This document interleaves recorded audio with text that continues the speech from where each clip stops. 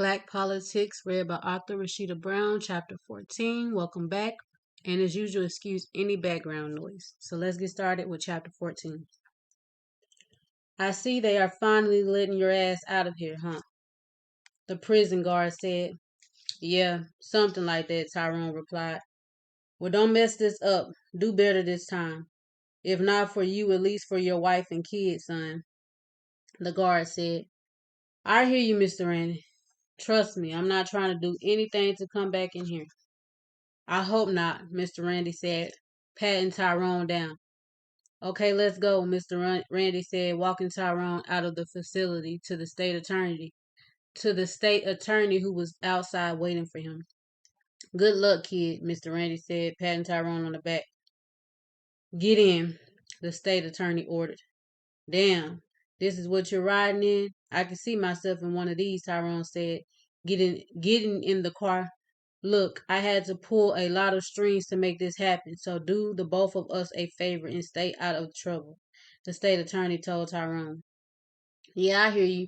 So you going to tell me more about this job, or you going to continue to lecture me, Tyrone said. The state attorney looked over at Tyrone with his feet propped up on his dashboard. Get your feet down. This is not your car. And I'm not one of your little homeboys. I'm serious. If you don't complete the job, then you will be back in prison. You will go back to prison. The state attorney snapped. I hear you, man, but don't disrespect me, Tyrone said, taking his feet down. So did you get in touch with your cousin and make the arrangements to stay with him? The state attorney asked. Yeah, I got in touch with him. He said I could stay, Tyrone said. Good to hear, the state attorney said, pulling into the parking lot. What are we doing here? Tyrone asked. Just get out of the car, the state attorney said. Tyrone hopped out of the car, following behind the state attorney into the police department. Sit there, the state attorney instructed as he walked into Chief John's office. So he's here? John asked. Yes, he's out there, and everything is going as we planned. However, he still does not know what the job is, so let's not scare him off. I don't want to hear this I'm not no snitch BS, the state attorney said. Okay, I got you, Chief John said. The state attorney stepped into the doorway, signaling for Tyrone to come in. Here we go, Tyrone mumbled under his breath as he walked into the office. Have a seat, Chief John said. Tyrone sat down. The state attorney shut the door and sat beside him. So what's up? Why am I here? Tyrone asked. I'm not going to hold you up any longer. You're here so we can explain the job to you. About time, Tyrone said. We need you to get information on this girl and her organization, Chief John said, handing Tyrone a file. Tyrone opened the file and looked over it. Adara? Yo, isn't this old girl from the news? That Black Politics group, right? Tyrone asked, looking up at Chief John. Yeah, it is. Do you know her? Chief John asked. No, not personally, but my cousin Mike works for her, Tyrone said. Chief looked up at the state attorney and smiled. Wait, you already knew this. Y'all are trying to play me. Look, I already told you I'm no snitch, and I'm damn sure not about to flip on my cousin. So y'all can take me back to the prison, Tyrone said. This has nothing to do with your cousin. It's the girl we want, Chief John said. Yeah, why is that? Tyrone asked. I can't go into details with you, but we need you to do this, Chief John insisted. What exactly am I doing? Tyrone asked. We need you to get a job or volunteer at her organization and just keep us updated on what she's doing, Chief John instructed. That's it? Tyrone asked. Yeah, that's it. Give us any information that could be beneficial to us regarding her operation in the case she's working on, Chief John said. I'll see what I can do, Tyrone said. You'll do more than just see, or you can just see your way back to prison, the state attorney said. Look, can I go? I'm tired of you threatening to send me back, and I got people I need to see, Tyrone said. Okay, let's wrap this up so I can drop you off, the state attorney said. They finished up their meeting and handed Tyrone a bag and left. The ride was quiet on the way to Mike's house. Then finally the state attorney pulled up in front of the house. Don't mess this up. We're counting on you, the state attorney said. I bet you are, Tyrone replied, getting out of the car. Tyrone was greeted by his two daughters running up to him, Shay and Shayna, his 8-year-old twins. He's been in prison since they were one. They came to visit him all the time, but those visits were never enough. Daddy, the girls yelled, jumping on Tyrone. Daddy's little girls, Tyrone said, hugging the girls tightly. So they let you out for real, Keisha asked. Keisha and Tyrone were engaged when Tyrone got locked up for selling cocaine. He was sentenced to 15 years in prison and only served 7. Keisha said she wasn't waiting on him and moved on and got married to someone else. Yeah, looks that way, Tyrone said. How in the world did you get out so early? Keisha wondered. On good behavior. Dang, you not happy to see your brother? Tyrone said. Yeah, I'm glad you out, and I hope you do right this time. Your girls need you, and I don't want to see them hurt again, Keisha said. I'm going to do right by them, and right by you too, if you let me, Tyrone said, eyeing Keisha up and down. Boy, you know I'm married, Keisha said, walking to her car. Yeah, all right. Just let me know, though, Tyrone said. Bye, boy. I'll be back to pick them up in the morning.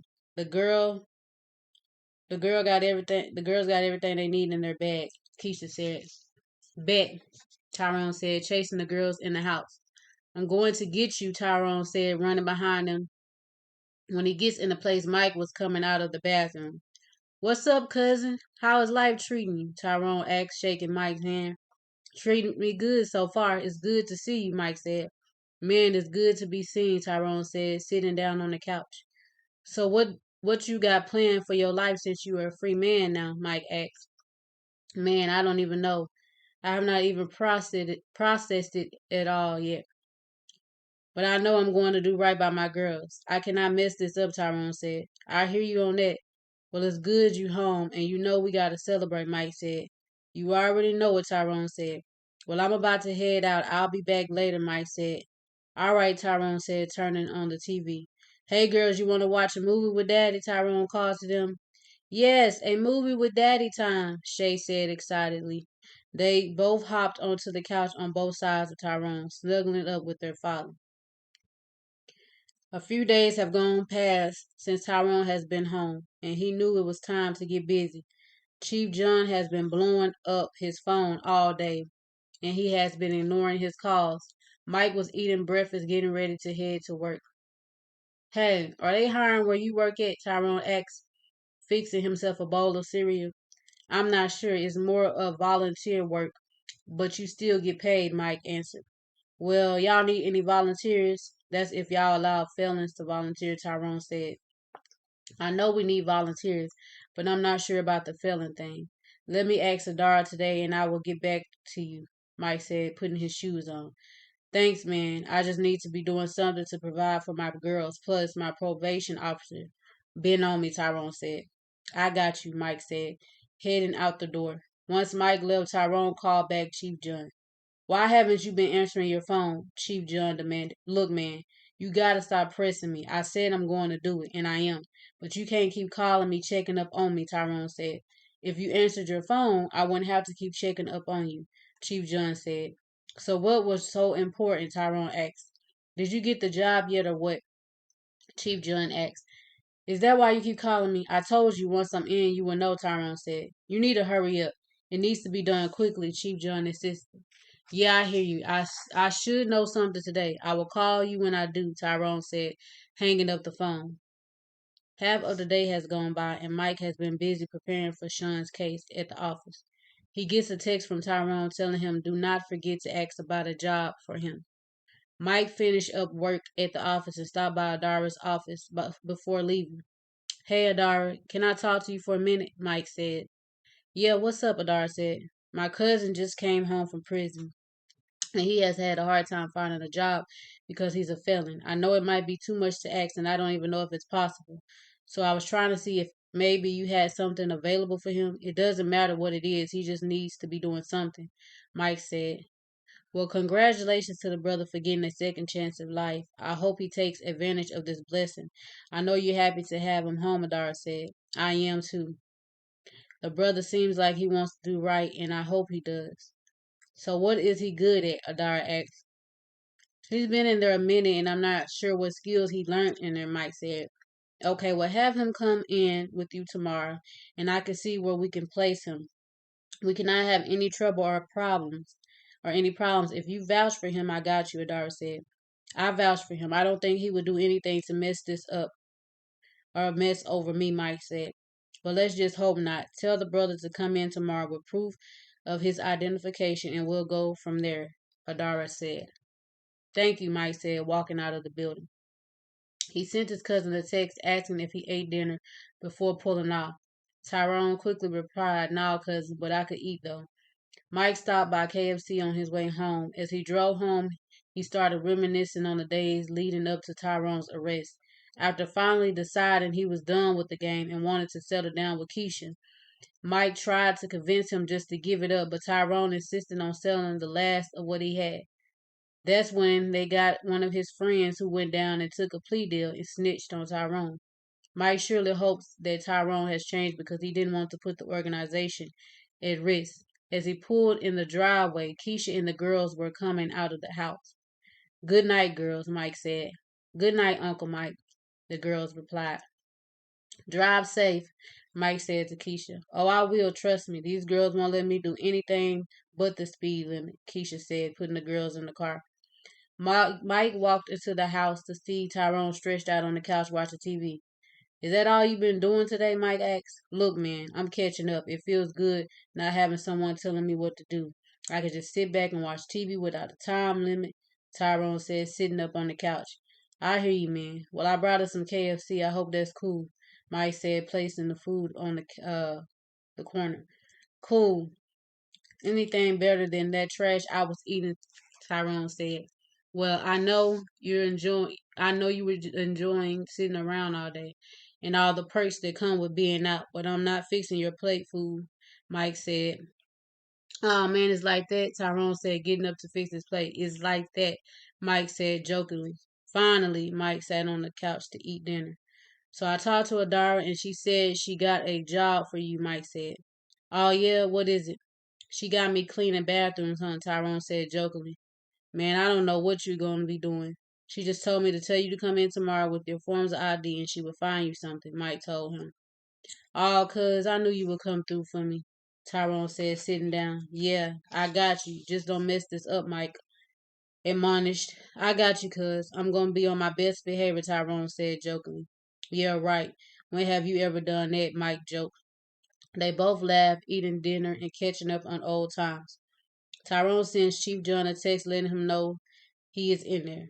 They wrapped up their night and got ready for bed. "Hey, I leave about 7:30, so make sure you're ready by then," Mike said. "I'll be up then in the morning, ready to go," Tyrone said. They both headed to bed. Tyrone stayed up late thinking about the choices he had made and things he was about to do to get his freedom.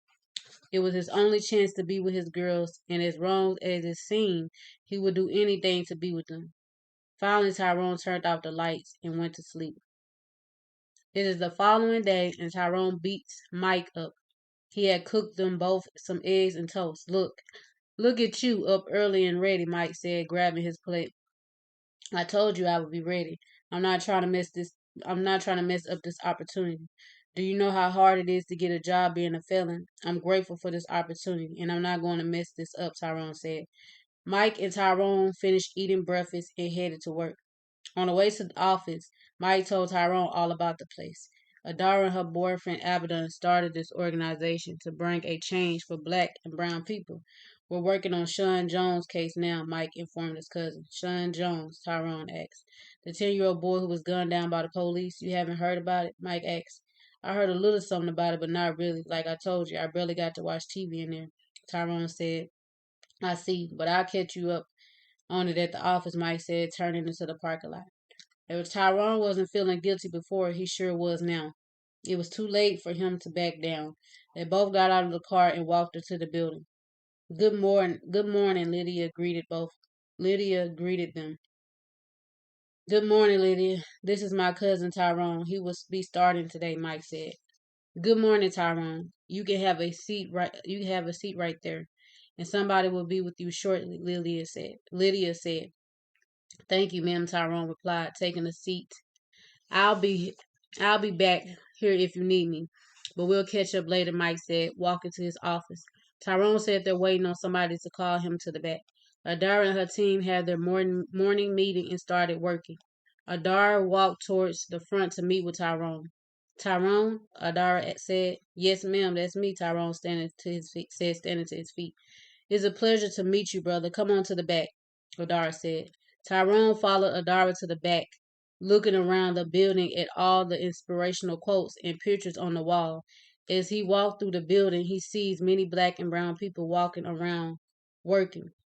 Wow, you did all of this? Tyrone asked in wonder. We did all of this. I couldn't have done this without any of them, Adara replied. Right this way, she and Tyrone walked into her office, and the other lady stepped out while she interviewed him. You can have a seat right there, sir, Adara instructed. So tell me a little bit about yourself, Adara said. Well, I'm sure my cousin told you I just got out of prison. Before that, I was a drug dealer. I was just about to leave the game when my old homie snitched on me. I'm good at fixing things, working on computers and things of that sort. I don't have any degrees, and to be honest, I'll be happy to do anything, Tyrone said. Okay, that's great to hear, and congratulations on your second chance. But unfortunately, not too many people get those, brother, Adara said. I know, and I plan on making the best of it, Tyrone said. So what type of work are you interested in doing? Adara asked. I met a lot of brothers who were wrongfully accused in prison, and that's something I'm passionate about. So I made a promise to myself that I would do whatever I could to free as many of my people as I could, Tyrone said. Okay, I like that. So you want to work on reforms and things like that. We have a sister here, Akita, who's an activist, and I think you would work great with her. You can learn a lot from her and maybe even teach her a few things, Adara said. Well, I'm grateful for the opportunity, and I can't wait to get to work, Tyrone said. Great. Well, just give me 2 forms of ID so I can make copies and fill out these forms, Adara said, getting up from her desk. Tyrone texted Chief John to let him know his position and to update him. Hey, I start today. She got me working on reforms, so I'll be working closely with them, Tyrone informed the chief. Good to hear. Come see me tonight. I have some things I need you to plant in the office, Chief John replied. Damn, Tyrone said, filling out his application. Here you go, brother, and once again, welcome to the team. We're happy to have you here, Adara said, handing Tyrone his things. I'm lucky to be here, Tyrone said. The more he got involved with Chief John, the more he regretted his decision. And he kept telling himself it was for his kids. That was the only thing he could say to himself to justify his action. He might get his freedom back, but he was about to put a lot of other people in jeopardy. The end of chapter 14.